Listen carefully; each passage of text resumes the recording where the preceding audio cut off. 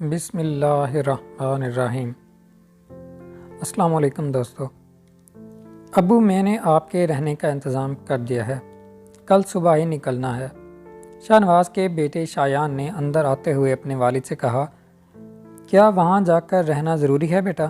شاہ نواز نے درد بھری آواز میں اپنے بیٹے سے پوچھا۔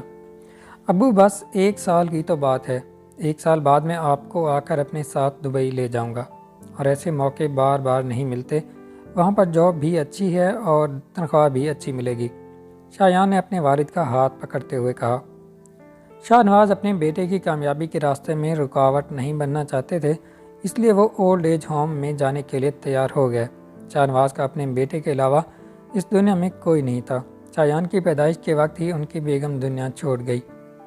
انہوں نے اکیلے ہی شایان کی پرورش کی تھی اور پڑھا لکھا کر قابل بنایا تھا، وہی ان کا بڑھاپے کا سہارا تھا۔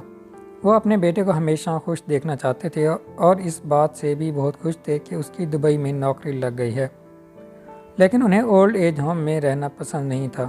وہ ہمیشہ سے اس بات کے خلاف تھے کہ اولاد کس طرح سے اپنے والدین کو گھر سے نکال کر اولڈ ایج ہوم میں چھوڑ دیتی ہے۔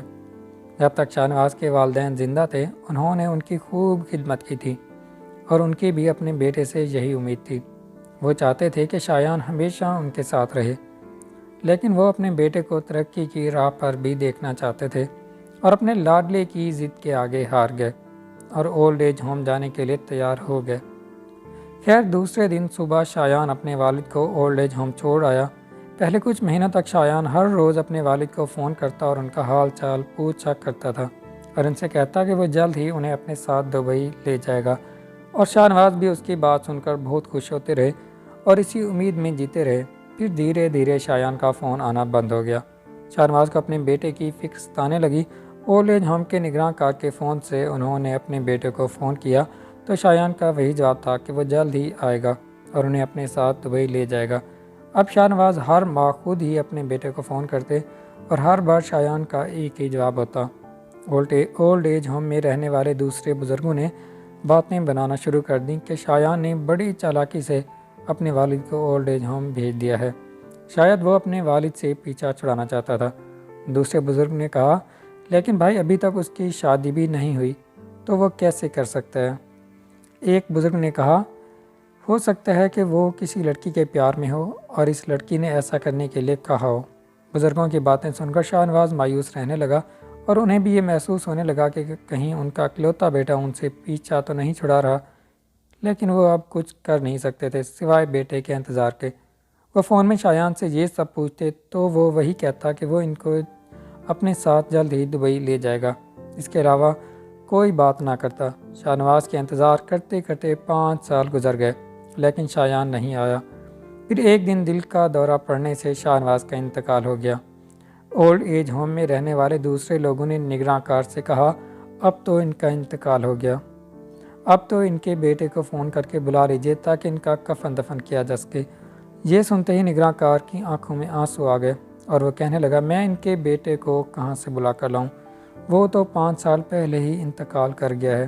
یہ سنتے ہی سب کے چہرے پھک پڑ گئے اور سب دنگ رہ گئے، اور وہ نگراں کار سے کہنے لگے، ایسا کیسے ہو سکتا ہے؟ شاہ نواز بھائی تو ہر مہینے اپنے بیٹے کو فون کیا کرتے تھے، تو 5 سال پہلے وہ کیسے مر سکتا ہے؟ پھر نگراں کار نے بتایا کہ 5 سال پہلے اپنے والد کو یہاں لانے سے 1 دن پہلے میرے پاس آیا تھا، اور اس نے مجھے بتایا تھا کہ اسے بلڈ کینسر ہو گیا ہے اور وہ بھی آخری سٹیج پر ہے۔ وہ اپنی وجہ سے اپنے والد کو تڑپتے نہیں دیکھنا چاہتا تھا، کیونکہ اس کے والد اس سے بہت پیار کرتے تھے۔ اس کی ماں تو اسے پیدا کرتے ہی گزر گئی تھی۔ اس کے بعد اس کے والد نے دن رات ایک کر دی اور خوب محنت کی اور اسے ایک قابل انسان بنایا، اور اس کے والد نے اسے ماں اور باپ دونوں کا پیار دیا تھا۔ وہ بہت ہی اچھا بیٹا تھا اور اپنے والد سے بہت محبت کرتا تھا اور اپنے والد کے ہر خواب کو پورا کرنا چاہتا تھا، جسے وہ خود بیٹے کی پرورش کے چلتے پورا نہیں کر پائے۔ جتنا درد اور تکلیف اس کے والد نے اس کی پرورش کے لیے سہی، اتنا ہی وہ انہیں آرام دینا چاہتا تھا اور اپنے والد کا خدمت گزار بیٹا بن کر رہنا چاہتا تھا۔ مگر قدرت کو کچھ اور ہی منظور تھا۔ ایک ہی پل میں سب کچھ بدل گیا۔ اس کے پاس زیادہ وقت نہیں تھا، اس لیے اس نے اپنے والد کو یہاں چھوڑ دیا تاکہ اس کی زندگی کے آخری اوقات میں جب اسے بہت زیادہ تکلیف ہوگی تو والد سے اپنے بیٹے کی تکلیف دیکھی نہیں جائے گی اور یہ سب برداشت نہیں کر پائیں گے۔ اور وہ اپنے والد کو اپنے لیے پریشان حال نہیں دیکھنا چاہتا تھا۔ وہ نہیں چاہتا تھا کہ زندگی کے اس موڑ پر آ کر اس کے والد اپنی اولاد کے لیے دوبارہ سے در بدر بھٹکیں۔ اور اس لڑکے نے اب تک جو بھی کمایا تھا وہ سب کچھ اور اپنا گھر بھی مرنے سے پہلے ہمارے اولڈ ایج ہوم کے نام کر دیا ہے۔ اور اس نے مجھے اپنے والد کو اپنی موت کی خبر دینے سے بھی سخت منع کیا تھا۔ جب اس کی موت کا وقت قریب تھا تو میں اس سے ملنے کے لیے اسپتال گیا ہوا تھا۔ اس وقت اس نے مجھے اپنا موبائل دیا تھا اور ساتھ ہی ایک چھوٹا سا ٹیپ ریکارڈ بھی دیا تھا، جس میں اس نے یہ ریکارڈ کیا تھا کہ میں آپ کو اپنے ساتھ جلد ہی دبئی لے جاؤں گا۔ اور اس نے مجھ سے کہا جب بھی میرے ابو مجھے فون کریں تو آپ انہیں یہ ریکارڈنگ سنا دیجیے گا، تاکہ انہیں اس بات کی تسلی رہے کہ ان کا بیٹا صحیح سلامت ہے اور ایک دن انہیں لینے کے لیے آئے گا۔ لیکن میں اپنے والد کو ہمیشہ خوش دیکھنا چاہتا ہوں جس طرح وہ مجھے خوش دیکھنا چاہتے تھے۔ وہ بیچارہ تکلیف سے تڑپ تڑپ کر مر گیا اور آج اس کے والد بھی اس دنیا سے چلے گئے۔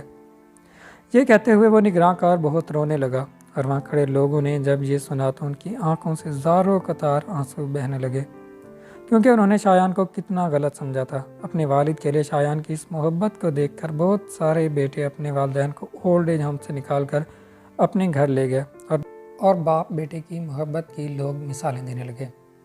اگر آپ کو ہماری ویڈیو پسند آئی ہو تو ہمارے چینل سبسکرائب کریں اور بیل آئیکن کو دبانا نہ بھولیں۔